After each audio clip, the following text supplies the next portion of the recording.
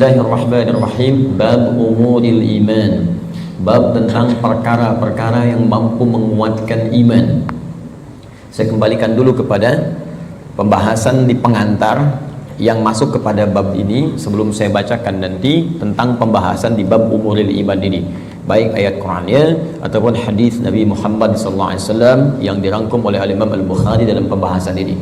Jadi Bapak Ibu sekalian, sebelum membahas tentang hal-hal terkait penguatan iman, saya ingin ingatkan kembali tentang dua hal yang sangat penting. Yang pertama tentang kenapa kita mesti beriman. Ini poin yang sangat penting. Saya ulang, kenapa kita mesti beriman.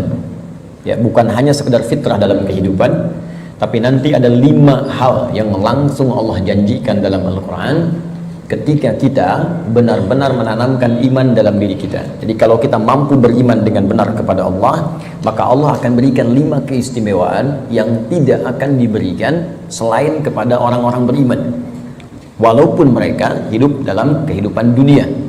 Jadi 5 hal ini Allah akan berikan. Yang pertama, ada jaminan langsung Allah berikan kepada orang-orang yang yakin tanpa ragu dengan Allah, yaitu beriman kepada Allah, bahwa ia mendapatkan kabar gembira langsung dari Allah, memiliki setengah bagian dari 2 hal yang dibutuhkan untuk masuk surga. Memiliki setengah bagian atau 1 dari 2 hal yang dibutuhkan untuk masuk surga.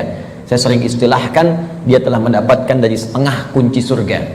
Dan ini berita kabar gembira dari Allah sebelum orang ini wafat, bahkan sejak hidup, dengan turunnya Quran surah kedua Al-Baqarah ayat ke-25 yang paling kanan sebelah atas di mushaf. Wa basyiril ladzina amanu wa 'amilus shalihat anna lahum jannatin tajri min tahtiha al-anhar. Baik, kata Allah, Muhammad sallallahu alaihi wasallam, berikan kabar gembira. Baik, ada orang-orang yang aku telah siapkan surga, ragam surga untuk mereka.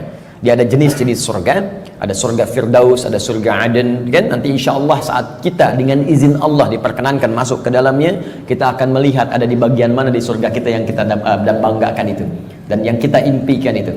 Dia ada beberapa bagian-bagian surga yang akan diperoleh berdasarkan amalan-amalan kita. Yang biasa puasa masuk surga Ar-Rayyan, pintunya Ar-Rayyan, ya, pintunya. Yang biasa tahajud lewat pintu tahajud, biasa sedekah pintu sedekah. Nanti ada tingkat tertingginya, ada Firdaus, ada Aden, dan lain-lain sebagainya. Baik, kata Allah, aku telah siapkan aneka ragam surga ini untuk siapa? Ada yang paling menarik. Wa basyiril ladzina amanu, berikan kabar gembira ini pertama bagi para pemilik iman. Nah, ini syarat untuk masuk surga itu ada iman. Baik ya? Ada orang punya, misalnya, mohon maaf ya, sekali lagi saya ilustrasikan, dan Quran tidak akan sama dengan ilustrasi ini. Laisa kamitslihi syai'un, tidak ada yang sama dengan Allah Subhanahu wa taala. Perhatikan kalimatnya. Misalnya begini, Anda akan datang misalnya ke istana, ya, diundang oleh presiden misalnya, atau penguasa tertentu. Maka orang ini memberi syarat. Anda boleh datang misalnya ke istana dengan catatan menggunakan pakaian yang rapi, spesifikasinya begini, pakai sepatu, jamnya jam sekian. Jelas ya? Maka ketika Anda menyalahi ketentuan itu, Anda tidak bisa masuk. Jelas? Satu itu. Yang kedua, pemilik sesuatu lebih tahu tentang ukuran dan kriteria apa, supaya kita bisa mendapatkan dari apa yang dimiliki oleh pemilik itu. Anda ingin ke istana, yang punya istana punya ketentuan. Anda nggak bisa bikin ketentuan sendiri. Jelas? Anda masuk komplek angkatan laut, maka komplek ini punya aturan yang harus diikuti. Tidak bisa Anda sendiri bikin aturan. Anda ingin ke surga, yang punya surga itu Allah, maka Allah bikin aturan. Nggak bisa Anda bikin aturan sendiri. Kalau di rumah Anda sekarang, Anda yang punya aturan. Saya masuk ke rumah Anda, saya ikuti aturan Anda. Anda masuk ke rumah Allah, karena masjid rumah Allah, maka ikuti aturan Allah. Masuk ke rumah Anda, ucapkan Assalamualaikum. Masuk ke rumah Allah, kaki kanan masuk, ucapkan doa. Keluar kaki kiri, ucapkan doa. Ada aturannya. Sekarang kita ingin ke surga. Surga itu bukan punya kita. Surga punya Allah. Allah yang punya. Maka Allah yang punya surga itu memberikan berita siapa yang bisa masuk ke situ. Kata Allah, orang yang bisa masuk ke surga adalah hamba-hambaku yang punya 2 syarat saat dia hidup di dunia. Apa syaratnya? Dan ini berita gembira. Ada orang sebelum wafat diberikan berita gembira. Kalau punya 2 hal ini, Anda berpeluang bisa memilih dari pintu mana Anda akan masuk ke surga yang Anda idamkan itu, sesuai dengan amalan-amalan yang kita kerjakan. Nah, di antara 2 ini, syarat pertamanya iman. Kata Allah, wa basyiril ladzina amanu, berikan kabar gembira pada orang yang telah punya iman. Dan kalimatnya menggunakan alladzina, disebutkan 1080 kali dalam Al-Quran. Ismun mausulun yadullu alal jam'il jam'iyah. Kata sambung, konjungsi, kadang menunjuk pada objek tanpa batas. Jadi bisa untuk orang dewasa, anak kecil, laki-laki, perempuan, tua, muda, ya, maaf, kaya, cukup, semua kalangan tanpa batas. Artinya, kata Allah, saya buka surga ini untuk siapapun. Nggak ada status dunia yang bisa memengaruhi seseorang masuk surga. Di surga tidak diukur dengan seberapa kayakah Anda. Hati-hati kalau Anda mendapatkan tingkat kekayaan dan Anda merasa kaya dengan itu, belum bebas Anda, hati-hati, belum bebas Anda dengan persyaratan untuk mendapatkan surga. Belum tentu harta menjadi jaminan untuk masuk surga. Anda punya kedudukan tinggi, setinggi apapun, tapi kedudukan itu tidak otomatis menjamin Anda masuk surga. Karena syarat masuk surga bukan kedudukan. Kalau syarat masuk surga kedudukan, Firaun paling duluan masuk surga. Namrud lebih duluan masuk surga. Jelas? Baik, karena syarat masuk surga itu kaya, maka Qarun itu paling depan masuk surga. Tapi ingat, syarat surga kata Allah bukan kekayaan, bukan kedudukan. Dia jangan bangga dulu kalau punya kedudukan tinggi atau harta melimpah, karena itu belum jadi ukuran kebaikan di hadapan Allah Subhanahu wa taala. Kecuali nanti kedudukan atau harta itu diisi dengan iman. Iman itu yang akan menunjukkan harta dan kedudukan untuk mengerjakan amal soleh sebagai bekal ke surga. Maka golongan pertama kata Allah, saya berikan kesempatan yang luas. Baik itu tua, muda, laki, perempuan, besar, kecil, kaya, cukup, semua punya peluang ke surga. Dan itu hanya diberikan dengan satu kata saja, alladzina. Semuanya. Tapi dari semua itu, aku hanya minta dua syarat saja. Satu, semua kalangan itu punya iman. Yakin denganku kata Allah, yakin tanpa ragu. Berbahagialah kalau sampai dengan siang hari ini kita diberikan nikmat iman oleh Allah Subhanahu wa taala. Itu kenikmatan luar biasa. Dan kita mendoakan saudara-saudari kita supaya mendapatkan bagian itu. Karena itu seringkali saya membuka ta'lim dengan berdoa, ya Allah, berikan hidayah kepada saudara-saudari kami, tetangga kami, kerabat kami, teman kami di kantor yang sampai hari ini belum beriman kepadamu, belum mengucapkan syahadat. Berikan kekuatan pada jiwanya untuk bersyahadat sebelum wafat.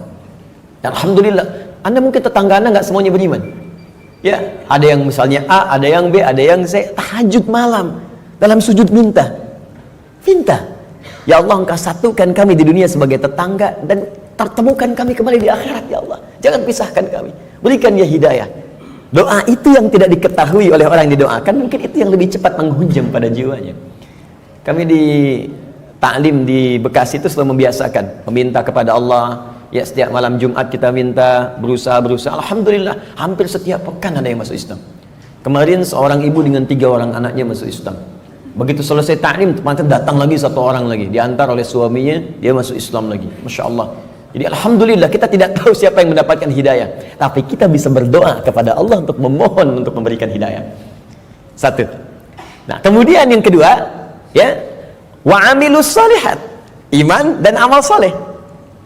Di syarat surga itu sesungguhnya kalau diucapkan ringan, iman, amal saleh, iman, amal saleh. Tapi kalau dikerjakan itu yang butuh perjuangan. Dan ini gambaran di Quran itu indah, ya. Ini sekaligus isyarat. Wawunya ma'iyah, Pak, Bu. Ma'iyah itu sesuatu yang bersanding, nempel. Ya. Adi wa Ahmad dhahaba ila masjid, misalnya Nurul Bahri. Adi wa Ahmad, Adi dan Ahmad, dhahaba, keduanya pergi ila masjid Nurul Bahri, ke masjid Nurul Bahri. Adi dan Ahmad kalau menggunakan wa artinya dempet, nggak pisah. Bersamaan, wawunya ma'iyah bareng. Ya, Allah menyampaikan wa basyiril ladzina amanu wa amilus shalihat. Syarat untuk masuk surga itu duanya bersamaan, nggak bisa berdiri salah satu. Ya, satu iman, 2 amal soleh. Nah, kalau kita baca dengan kaidah ilmu nahwu, otomatis keduanya ini akan saling terkait, berkelin dan memengaruhi. Artinya orang yang beriman pasti beramal soleh. Artinya amal soleh itu nggak mungkin muncul kecuali dari iman. Kalau amal semua beramal. Ya, yang belum beriman pun bisa beramal, tapi belum tentu disebut soleh. Ingat, ya, tayyib mungkin non muslim bisa mendapatkan tayyib. Ya, khair mungkin karena baik itu banyak di Quran. Ada khair, awas, ada tayyib, hati-hati. Ada ma'ruf, ada ihsan, ada saleh. 5. Tayyib, kebaikan fisik. Ya, kalau Anda makan yang sehat, yang menyehatkan, yang dibutuhkan itu thayyib namanya. Itu anjuran di Quran surah kedua ayat 168. Kata Allah, kalau ingin cari makan, tidak semua yang diinginkan mesti dikonsumsi. Cari yang menyehatkan untuk tubuh. Ya ayyuhan nasu kulu mimma fil ardi halalan thayyiba. Hai semua manusia, ini rumus dalam Al-Quran, universal sifatnya. Kalau Anda ingin menyebar di bumi untuk cari makan, silahkan. Kalau sudah dapat dengan cara yang halal, jangan melanggar ketentuan hukum di mana kamu tinggal. Dapat dari situ, berikan yang bermanfaat untuk tubuh. Tidak semua yang diinginkan itu harus dikonsumsi. Yang dibutuhkan itu yang didapatkan. Haus berarti butuh minuman. Yang penting minum. Gak semua yang diinginkan harus kita minum. Alhamdulillah ada air bening, minum ya minum. Jangan menyulitkan diri sendiri pesan sesuatu yang tidak ada. Akhirnya membuang banyak tenaga dan waktu, dan membuang peluang amal baik yang mungkin kita kerjakan seketika. Sudah ada air bening, pengen jusnya, wah Masya Allah buah naga yang dari Hongkong misalnya. Nyari, gak ketemu, muter-muter sampai sore. Jam 5 baru dapat. Dari siang sampai jam 5 itu mungkin bisa dipakai apa gitu. Bisa tilawah, bisa baca, bisa berkreasi, macam-macam. Baik itu thayyib. Karena itu kalau Anda bertanya pada orang Arab, kaifa haluk ya akhi, apa kabar? Dia katakan alhamdulillah ana thayyib, artinya dia sehat, kuat. Yang kedua, ada khair, itu sifat baik, sifatnya. Ya, jadi kadang-kadang kan ada yang fisiknya sehat tapi kan pikirannya nggak bagus. Ya, tampilan bagus, pakai jas, pakai dasi, luar biasa gitu kan, tapi pencuri juga. Ya, penipu juga gitu. Nah, kalau kita ingin rubah menjadi baik sifatnya, maka rubah kalimatnya menjadi khair, ya. Karena ada Bang Thayyib 2 kali puasa, 2 kali lebaran nggak pulang-pulang, padahal dia sehat kan. Baik. Nah, kalau kita ingin rubah pada sifat, jadikan khair. Quran surah 3 ayat 110. Kuntum khaira ummah. Orang Islam itu pasti sifatnya baik. Kata Allah, kalian umat terbaik. Sifatnya jujur, sabar, tawadu. Jadi kalau ada orang itu jujur, orang Islam tuh mesti lebih jujur. Kalau ada orang sabar, orang Islam lebih sabar. Kalau ada orang tawadu, rendah hati, yang muslim itu pasti lebih rendah hati. Cukuplah keislaman kita menjadikan kita baik, punya sifat baik. Ini aneh sebetulnya kalau ada orang Islam nggak baik, itu aneh. Karena semua ajaran di Quran membimbing kita jadi baik, Pak, Bu. Jadi kalau semuka bumi se-Indonesia aja lah muslim, sudahlah, pasti baik. Jadi kalau ada orang Islam berbuat yang tidak baik, pasti ada yang tidak tepat dengan pelajaran keislamannya. Mustahil itu, ya.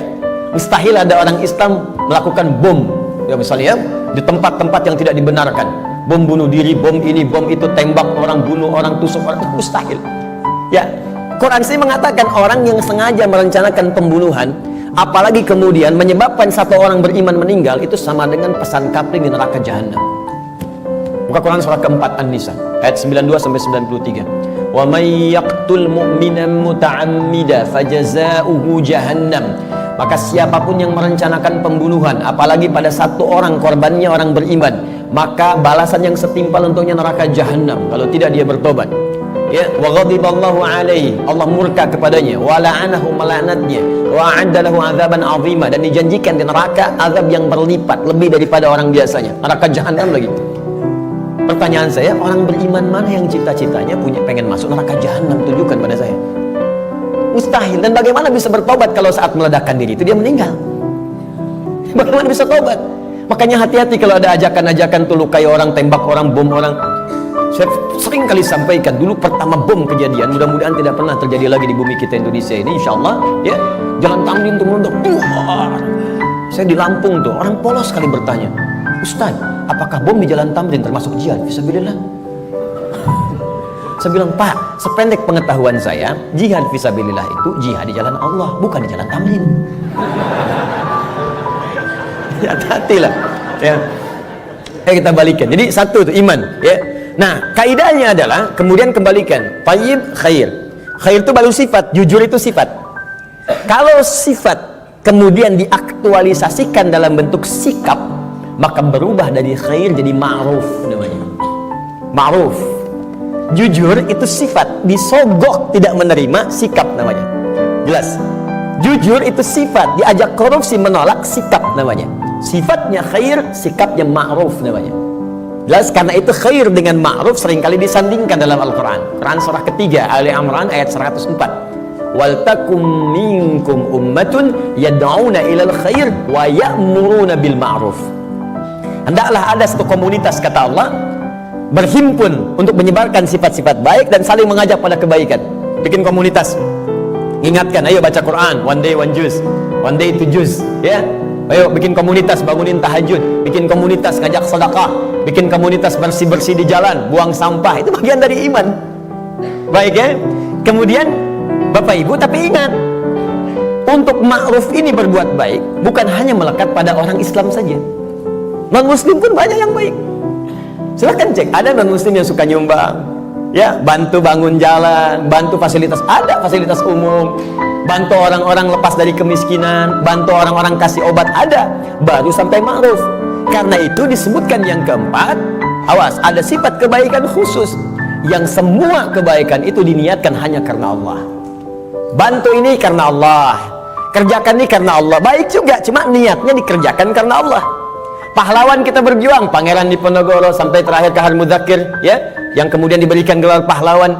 Apa niat sesungguhnya? Kalau Anda buka Riyadhus Shalihin karangan Al-Imam An-Nawawi, ada 1896 hadis di kitab Babul Ikhlas bagian pertama, maka akar pertama kali untuk meniatkan mereka berjuang, pertamanya bukan untuk mendapatkan urusan dunia, tapi litakuna kalimatullahi al-ulya.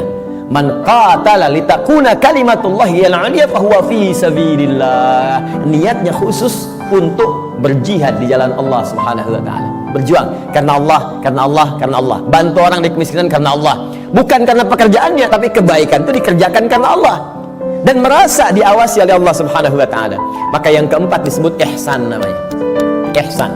Di hadis Muslim nomor hadis yang ke-8, an ta'budallaha ka'annaka tara fa illam takun tarahu fa innahu yarak. Engkau mengerjakan semua aktivitas yang baik sebagai ibadah karena Allah, seakan-akan diawasi oleh Allah, merasa diawasi walaupun kau tak mampu melihatnya. Itu terjemah yang baiknya.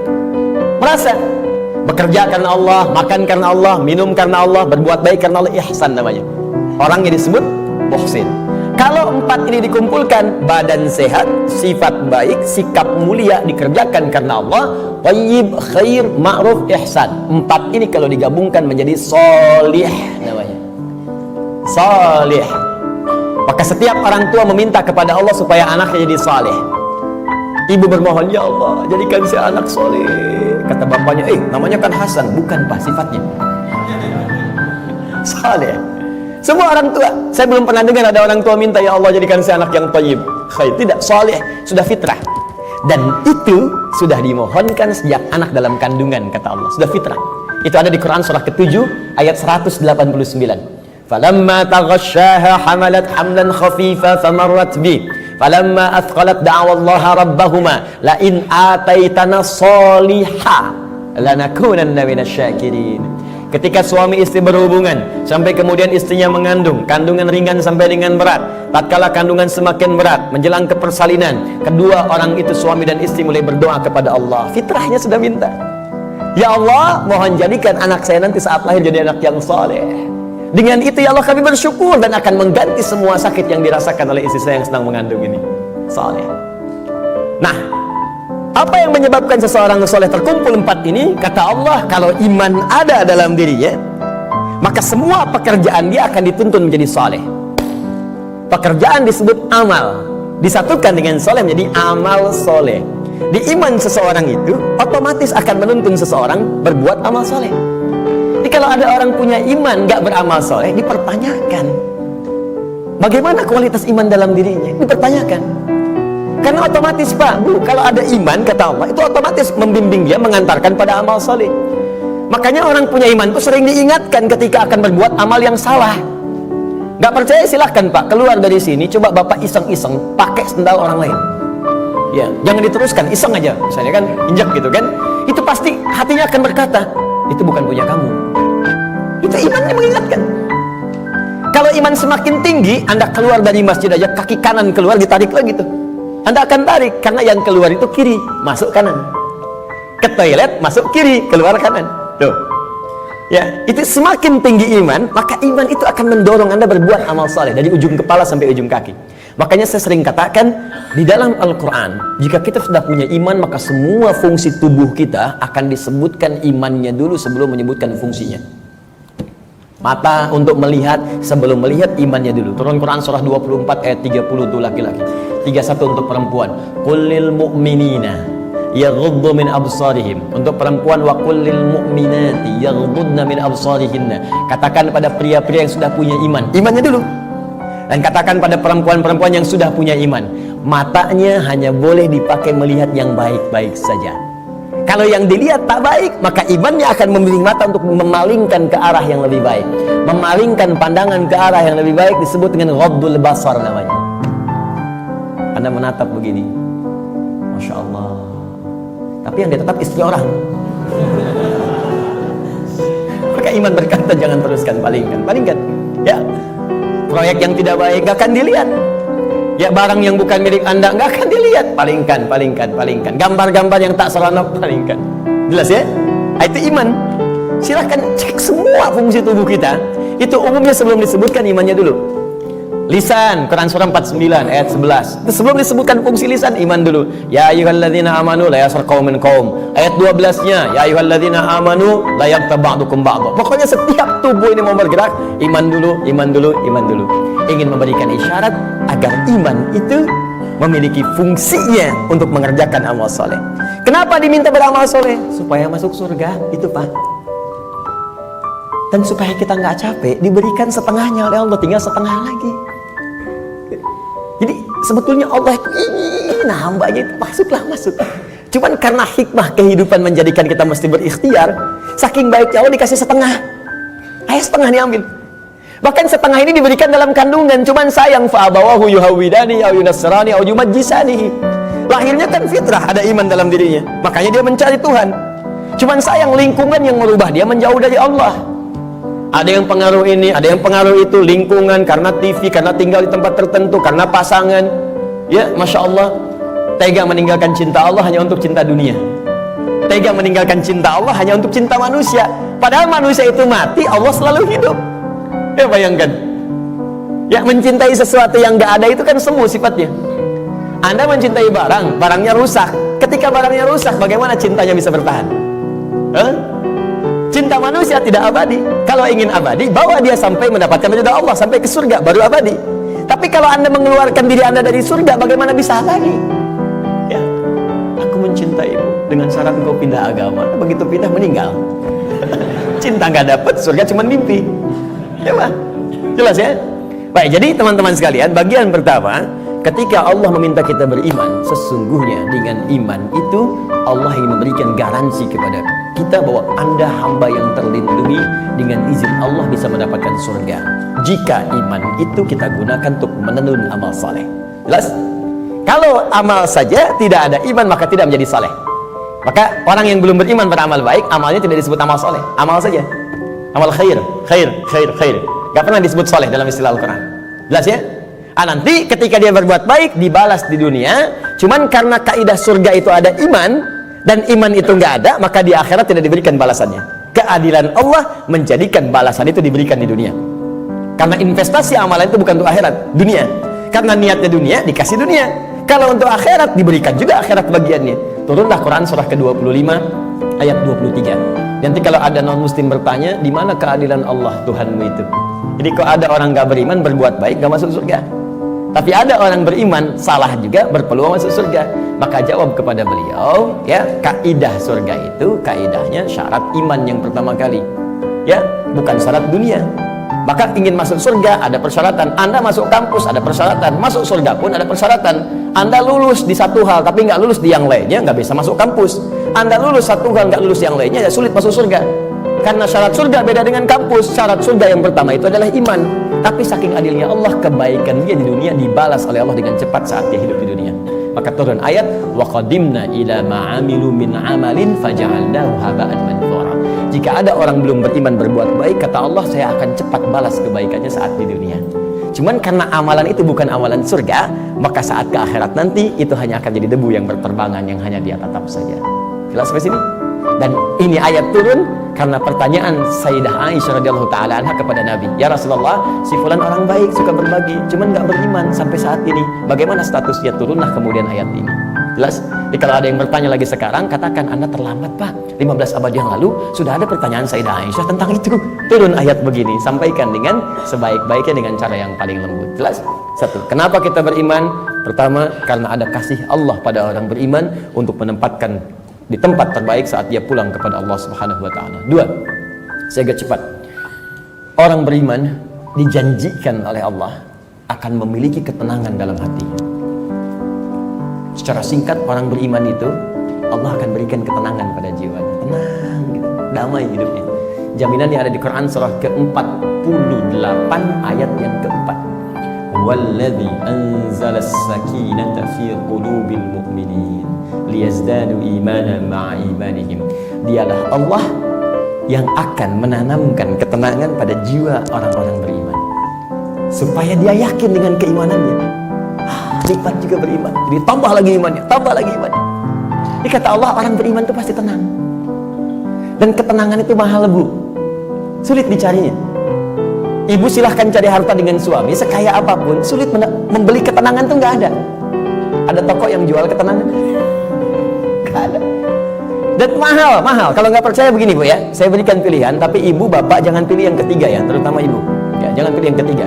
Kaya tapi gelisah atau miskin tapi tenang. Ayo. Nggak ada pilihan ketiga dan nggak usah maksa. Kaya tapi gelisah atau miskin tapi tenang, pilih mana? Tuh. Kan? Banyak orang kaya tapi nggak tenang, ada yang bunuh diri, ada yang tembak diri sendiri, ada yang lompat ke depan rel kereta, ada yang saking kayanya bingung, akhirnya nanam cabai, cuma bikin kangkung, metikin cabai, metikin tomat. Terus Anda ngapain kalau cuma numpukin harta buat metikin tomat? Petani kita nggak kaya-kaya amat bisa metikin tomat juga. Coba lihat, Anda bayangkan. Jadi tidak selalu Bapak Ibu sekalian kekayaan itu bisa berkonotasi seimbang, equal misalnya dengan ketenangan, belum tentu. Tapi iman itu jaminan dari Allah, orang beriman itu pasti tenang. Ada kedamaian dalam jiwanya. Enak gitu. Bahkan kalau sudah dapat halawatul iman, bukan cuma kedamaian, Allah akan berikan ketenangan dalam kehidupannya dalam bentuk keamanan, aman dari gangguan, tenang, nikmat. Maka diturunkan oleh Allah Quran surah ke-18 ayat 13. Saking tenangnya, tidur di gua aja enak. Bayangkan, gua loh fasilitasnya tahu sendirilah. Di gua ya sudah, maaf, cahaya sudah terbatas, hampir tidak ada. Makanan bagaimana mendapatkannya, tempat tidurnya kemudian juga pasti keras. Tapi kok bisa ada yang tidur di gua selama 309 tahun?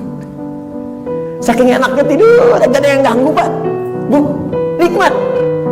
Ya, yang memberikan nikmatnya Allah, dari kanan kiri, matahari diatur oleh Allah, terbit di sini, terbenam di sini, selalu tersinari di dalamnya. Sehat-sehat aja, bangun sehat 309 tahun, Anda bayangkan? Ya, ada orang sekaya-kayanya baru 3 menit udah bangun lagi. Pling, telepon muncul. Di pejabat memang bagus, kedudukan tinggi, tapi setiap 3 detik kerja ini, kerja itu. Baru tidur sebentar, bangun lagi. Pak, ada kejadian begini, bangun. Ini 309 tahun tidur cuma di gua. Fasilitas hampir nggak ada, tapi jaminan itu ada. Maka di ayat 13 di surat Al-Kahf, surat gua, ya, nahnu naqussu 'alaika naba'ahum bil haqq innahum fityatun, belum selesai, amanu bi rabbihim wazidnahum huda. Kata Allah, kami akan kisahkan pada Anda tentang kisah yang sebenar-benarnya, tanpa dikurangi, tanpa ditambahkan, sebenarnya hak. Jadi ada sidqun, ada hak. Kalau sidqun, ma yahtamilu sidqa wal kadzib, kadang benar, kadang tidak. Tapi kalau hak pasti benar, gak bisa ditolak. Matahari terbit di timur, terbenam di barat, hak. Karena itu semua yang hak sumbernya hanya kepada Allah. Al-haqqu mir rabbika fala takunanna minal mumtarin. Al-Baqarah 149. Al-haq. Nah, sekarang kembalikan. Kata Allah, kami akan kisahkan pada Anda kisah yang sebenar-benarnya. Ya, tanpa kamuflase, tanpa rekayasa. Innahum fityatun, kisah tentang para pemuda yang berlindung di gua. Diberikan oleh Allah keamanan, dikejar-kejar, bukan sekedar dipersekusi, bukan sekedar diintimidasi, ya, maaf, bisa dieksekusi. Berlindungnya di gua, tapi nikmat sekali di gua itu, bisa tidur enak, nyaman, makan juga kenyang, langsung diisikan di perutnya, tidur bolak-balik, gak ada yang ganggu. 309 tahun Anda bayangkan. Nah, salatu mi'atin wazdada tis'a, 309 tahun. Siapa mereka? Innahum fityatun, sungguh mereka itu para pemuda, tapi bukan pemuda biasa. ada sesuatu yang melekat pada dirinya. Amanu, yang sangat beriman kepada Allah. Pesan ayat ini, ya, kata para pakar Al-Quran, sesungguhnya ingin memberikan pesan pada generasi mendatang. Jadi ada kaidah di tafsir itu begini, kalau nggak disebutkan siapa orangnya, kapan kejadiannya, maka pesan yang berlaku di ayat itu akan berulang kemudian di masa-masa yang akan datang dengan konteks yang berbeda. Anda sekalipun tinggal di rumah yang sempit, terbatas sifatnya, keadaannya tidak seperti yang lain-lain. RS7, ruangan sangat sempit sekali sehingga selonjoran saja susah, gitu kan? Susah. Ya. Tapi kalau ada iman dalam jiwa kita, itu bisa nikmat saja. Dibandingkan tinggal di tempat yang mewah luas, tapi iman nggak ada, kegelisahan itu muncul. Jadi orang beriman itu nggak akan disekat oleh dunia. Tinggal di kontrakan nikmat, di rumah yang luas nikmat, jadi kaya nikmat, cukup hidup juga nikmat aja. Ya, pokoknya beriman itu indah dan nikmat itu. Jadi kalau kita beriman sampai saat ini dan tidak menikmati kehidupan kita, dipertanyakan ada apa yang salah dengan iman kita. Kata Allah, beriman itu nikmat, tenang hati. Jadi kok rumah mewah, mobil banyak gitu kan, ya lihat mendung aja sedikit udah bikin status. Mendung ya kayak suasana hatiku. Apa yang mau dicari? Ya, coba lihat. Sekali-kali saya tuh jarang berinteraksi dengan media sosial. Cuman kalau udah lihat, saya lihat nih ada teman-teman official lihat misalnya, saya suka kadang-kadang suka nggak betah ngeliat ini. Ini orang kenapa hidupnya dikit-dikit ngeluh gitu kan? Apa? Maunya apa? Ya belum musim hujan minta hujan, dikasih hujan minta jangan hujan. Maunya apa gitu? Ya, kenapa kita nikmati aja? Iman itu indah, iman. Wah, masya Allah. Kasih hujan, alhamdulillah. Banjir pakai berenang. Jadi solusi. Jadi itu teman-teman sekalian ya. Selanjutnya ada jaminan Allah yang selanjutnya ya. Orang beriman pasti bahagia kata Allah. Dan cenderung sukses. Tidak cukup dengan amin. Nanti kita belajar dulu. Turun Quran surah ke-23 ayat 1. Qad aflahal mu'minun. Qad aflahal mu'minun.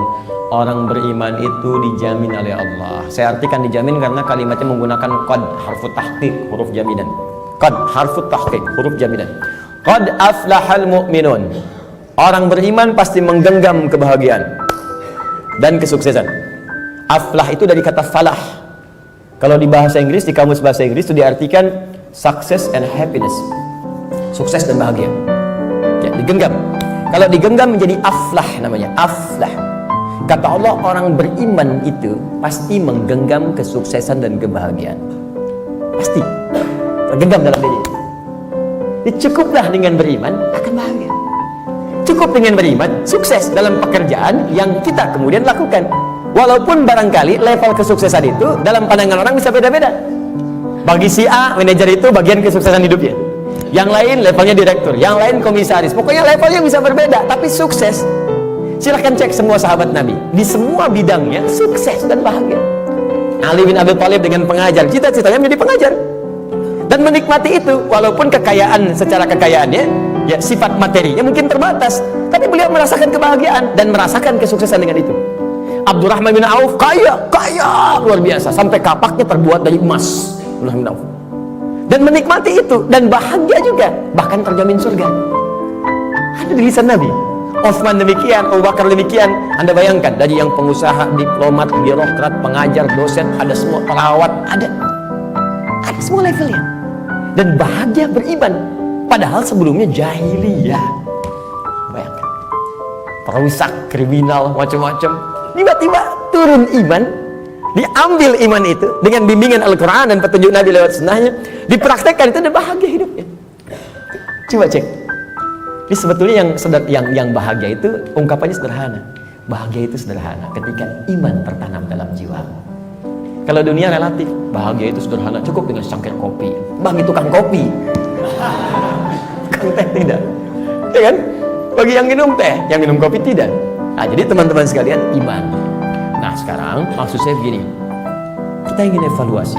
Kalau sampai siang hari ini, iman yang sudah Allah tanamkan di jiwa kita belum sampai melahirkan hal-hal tadi, maaf ya kalau bicara surga belakangan, karena itu hak prerogatif Allah Subhanahu wa Ta'ala. Kita hanya berikhtiar. Apakah iman itu sudah membuat diri kita tenang? sudah membuat kita bahagia? Apakah iman itu sudah membimbing kita sukses dalam hidup? Dan puncaknya, apakah iman itu sudah membimbing kita beramal soleh? Jangan-jangan beriman masih salah, padahal namanya soleh, kan? Jangan-jangan beriman tapi mesti berbuat maksiat, mata bermaksiat, telinga bermaksiat, lisan bermaksiat. Ada apa yang salah? Apa yang keliru? Maka Al-Imam Al-Bukhari mengumpulkan hadis-hadis Nabi untuk mendapatkan petunjuk dari hadis-hadis itu, bagaimana mengerjakan amalan-amalan yang bisa menguatkan iman sehingga iman kita membimbing kita untuk beramal saleh. Maka muncullah bab ini, bab umuril iman.